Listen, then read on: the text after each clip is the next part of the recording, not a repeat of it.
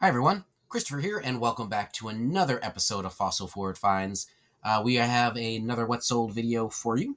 This one is from, August 17th through August 23rd, and I had a total of 30 orders. As always, there were some multi-quantity orders in there for a total of $331.34 gross. So about an average week for me. Compared to the rest of August, not complaining. Per usual, postcards make the majority, but we do have some other little items mixed in there. I think I chose 11 items to show you today. You can see the Hindu postcards, oversized postcards, continue to do well for me. Yeah, that's enough of that. Let's get into it.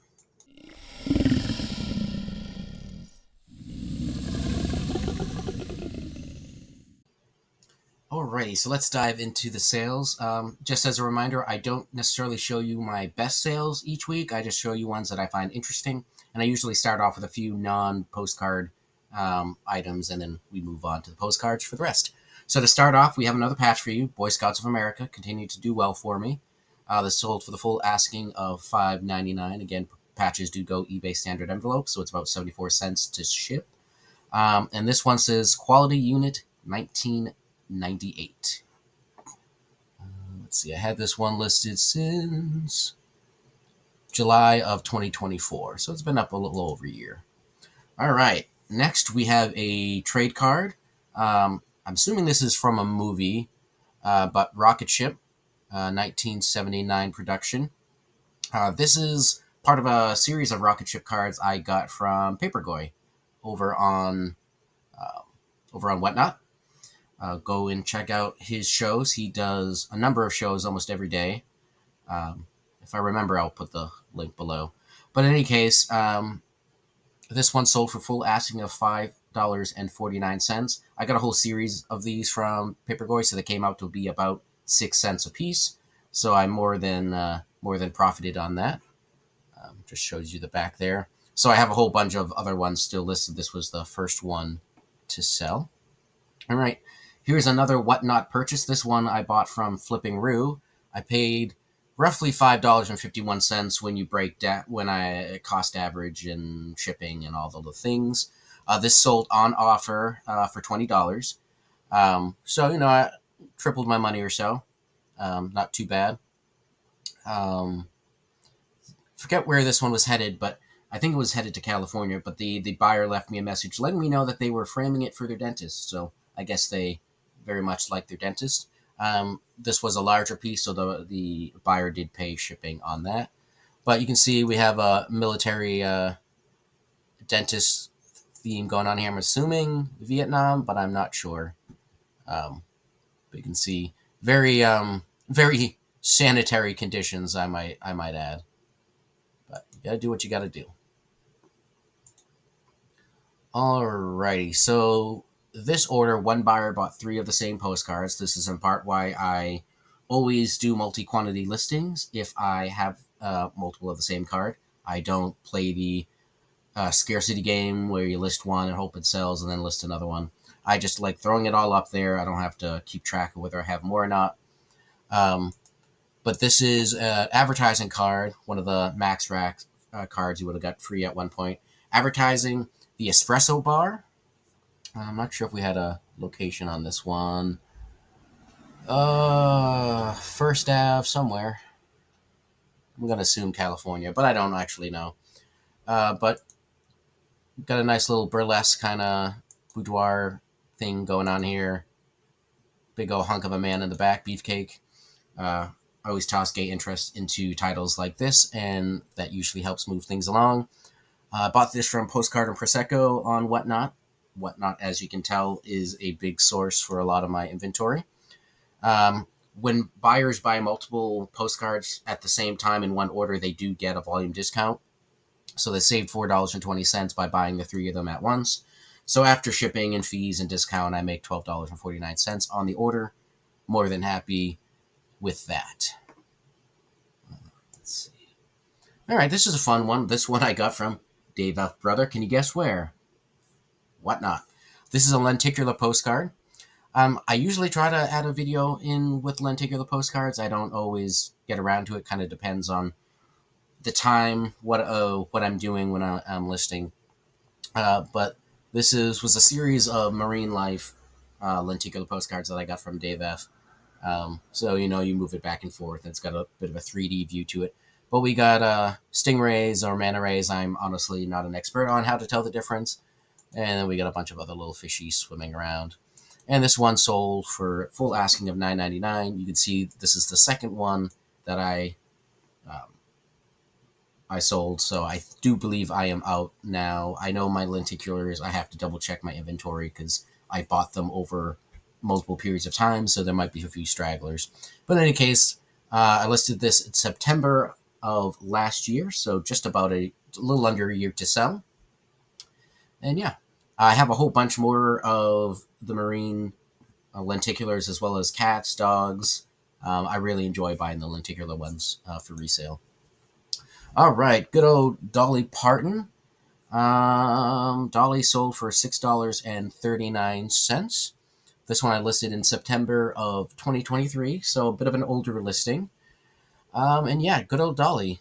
Dolly does fairly well for me. I mean, everyone loves Dolly. She's just a wonderful human being. Um, yeah, not too much more to say about that. Good old Dolly. All right. I talked about it may have even been last What Sold video or 2 What Sold videos ago.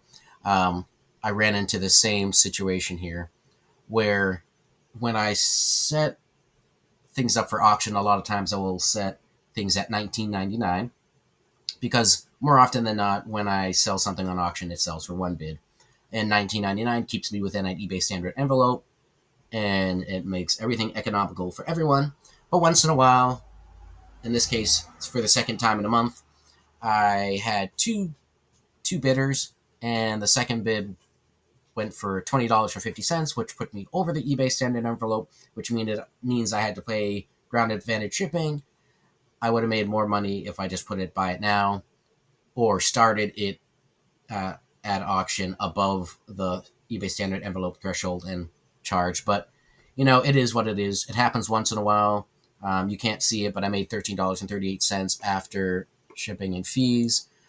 We have a real photo postcard, the Pratt House in Thousand Island Park, New York. This came from one of the Albany albums. So I paid roughly 50 cents probably for this card. So still more than happy.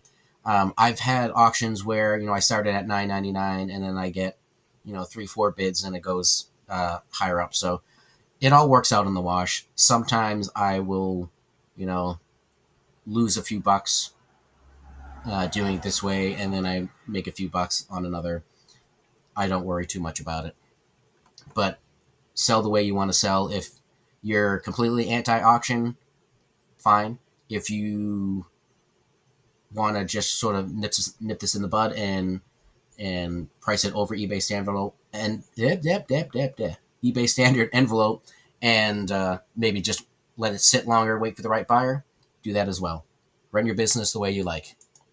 All right, this is another Albany album sale. This one went for one bid of $6.99. Then we got this nice watering can made out of blue forget-me-not flowers and then some daisies in there. And it says, "To wish you joy." This is another one that I would have paid about 50 cents for. So I have a second one that's the same image but a different saying, and that one's still listed for the same price of $6.99. All right, got another real photo postcard for you. This one went for $15 on offer. This one came from Data College. I did do a haul video, so if you haven't seen that, I recommend you do. I'm actually going back to Data College with Flipping Rue later this month, so we'll have another haul video for that coming up in end of the month somewhere. But this one is a crowd mingling somewhere around the Panama Canal. At least that's what it said on the back, so I rolled with it.